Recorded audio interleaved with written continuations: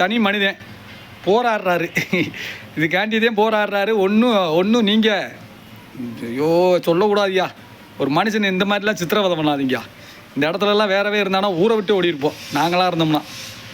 நீங்கள் எப்போ படத்தை ரிலீஸ் பண்ணாலும் அன்றைக்கி தான் எங்களுக்கு பொங்கல்.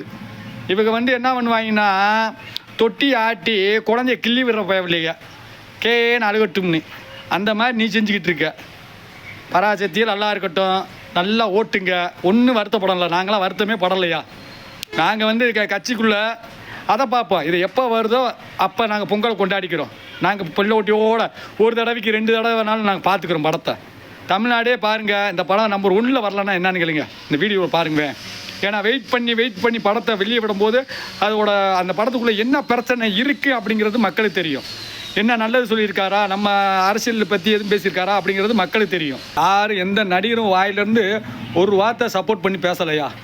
சித்திரவதையா. 100 தேவை வேறு இந்த படத்தை நீமெயின் பண்ணியிருக்காங்க அப்படின்னா பண்ணிட்டு போட்டோம், நல்லபடியாக இருக்கட்டும். அவர் ஒரு நடிகர் தெலுங்குக்காரர் நடிச்சிருக்காருன்னு சொன்னாங்க. அந்த தெலுங்குக்காரன் அவங்க ஊரில் சூப்பர் ஸ்டாரா, இங்கே தளபதியா, சரி பார்க்கட்டுமே.